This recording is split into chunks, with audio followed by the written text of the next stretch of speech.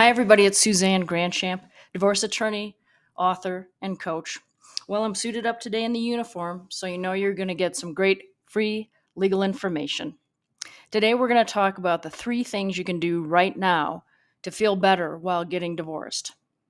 Before we begin, just a reminder that this is generalized legal information and not legal advice.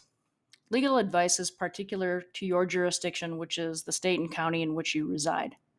Therefore, I always recommend scheduling a consultation with an attorney in good standing who's licensed to practice law in your jurisdiction to get legal advice that's tailored to your particular situation. Sometimes it feels like there's nothing controllable about the process of getting divorced. And in fact, there are a lot of variables that are not controllable. Your attorney, your ex, your ex's attorney, the mediator, the judge, among many other variables. But there are quite a few elements that you can control, some of which you might not think of at first. Let's review three of them that can help you feel better right now, and wait until the end because I might have a little bonus for you.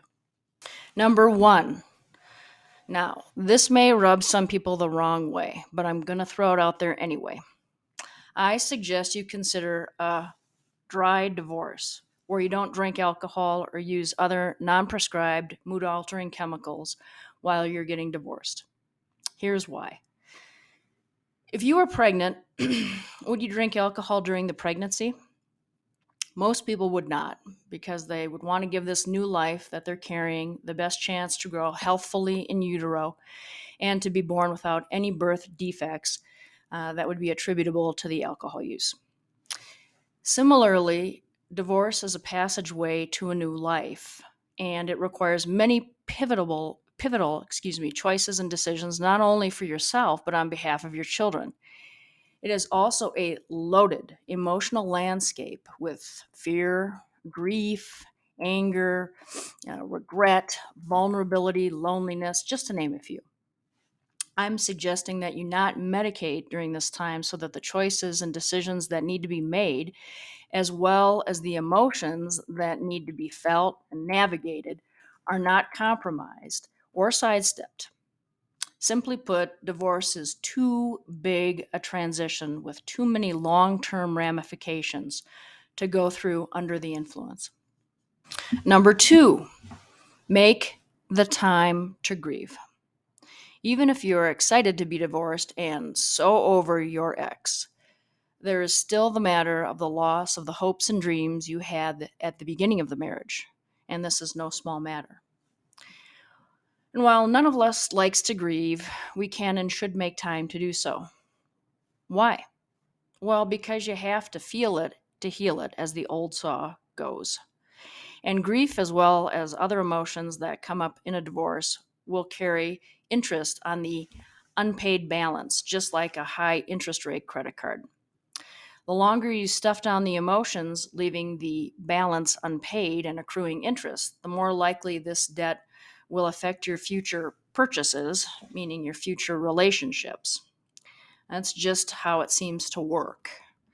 When I grieve, and I've had to do a lot of it lately because I have a mom in hospice, I get on the dog bed on the floor with a pillow and blubber.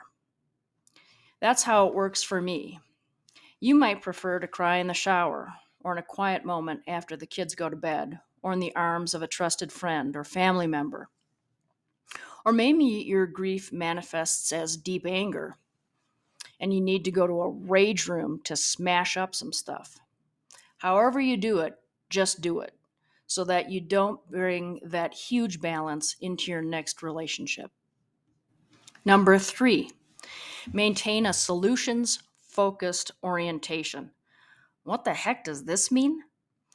It's so easy in divorce to look backwards at all the transgressions that occurred and to want to hold your ex accountable. The problem is, the divorce process is not equipped to do this. It's hard enough to create parenting time schedules for the kids, to determine whether or how to share income, and to figure out the property settlement, let alone trying to even up the scorecard for historically bad behavior. This is why most states are no fault, meaning that the court system isn't going to wade into this topic at all. In contrast, a solutions focused approach looks to resolve the issues at hand with the resources currently available. In the vast majority of cases, both parents are going to get to parent the kids. Marital property will get split up equally, and income doesn't generally change hands unless there's a big discrepancy in what the parties are earning or a big discrepancy in parenting time.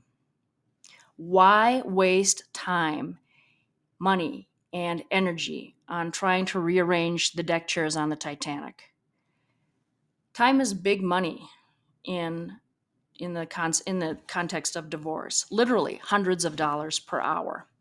Don't waste it trying to recreate the past. Bonus number 4. Not only do you need to feel the emotions that are part and parcel of divorce, but you need to process them as well.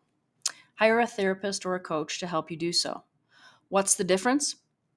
A therapist is going to help you regulate emotionally if you're having trouble doing so.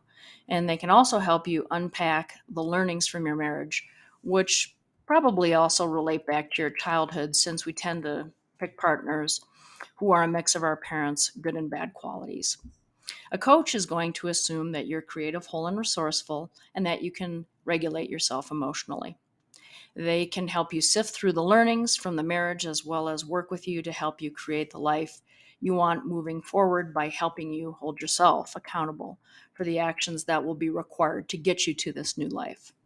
I do divorce coaching, and if you're interested, you can click on the link below to be directed to information regarding my services.